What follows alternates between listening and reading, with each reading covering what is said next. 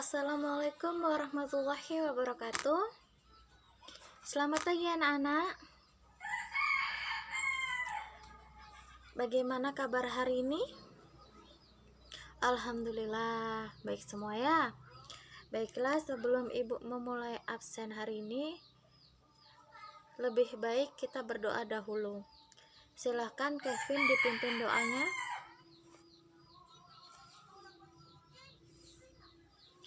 Baiklah, ibu akan absen untuk hari ini ya.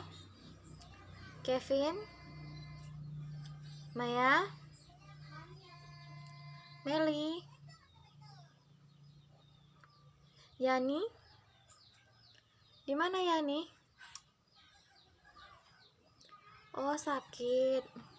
Mari kita doakan ya supaya Yani lekas sembuh.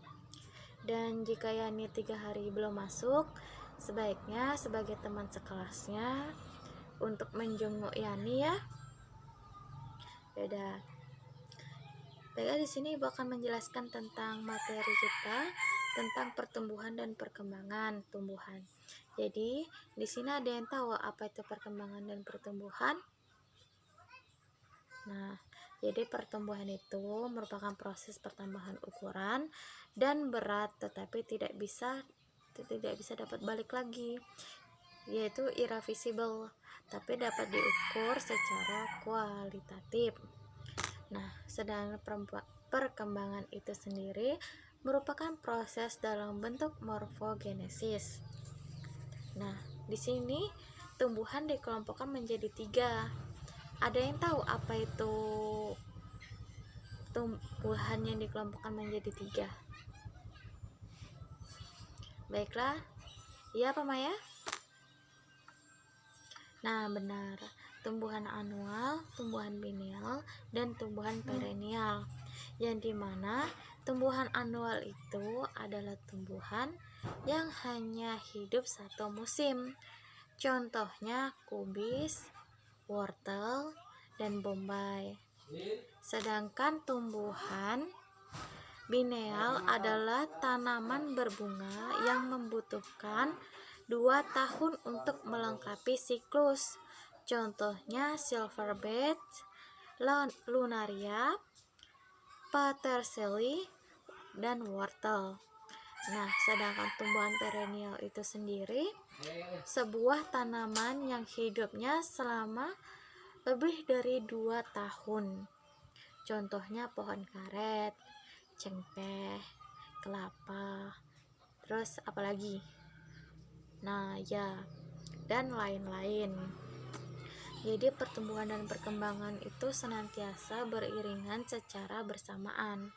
Pada kedua proses tersebut terjadilah pembelahan sel, pembesaran ukuran sel, dan pematangan diferensiasi sel.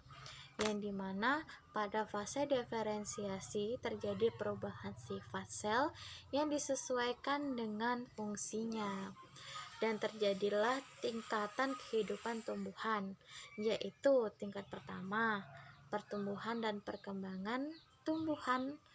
1. Pertumbuhan dan perkembangan tumbuhan diawali secara proses fertilisasi, yang dimana terjadi perkembangan embrio dan perkecambahan. Dan selanjutnya pertumbuhan primer, yang dimana pertumbuhan pada tumbuhan terjadi karena aktivitas sel-sel meristem.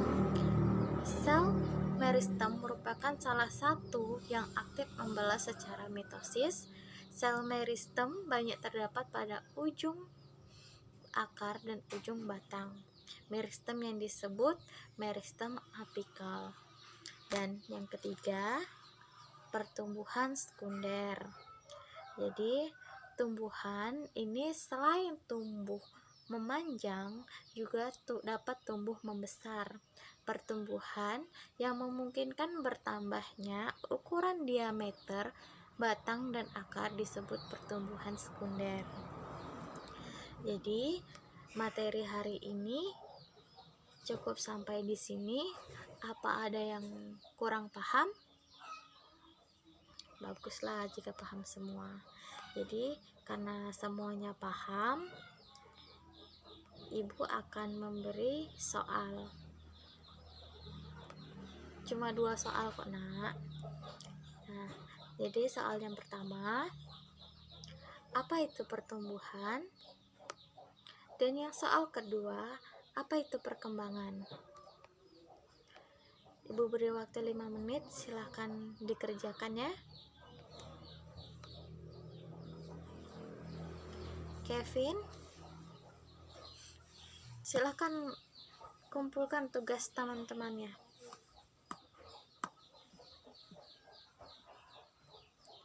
Nah, baiklah, karena waktu kita juga sudah mau habis.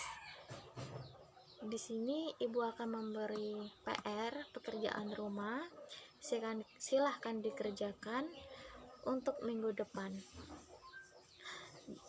Jadi soal pertama, tuliskan perbedaan antara pertumbuhan dan perkembangan. Dan soal yang kedua, tuliskan tahap-tahapan perkecambahan.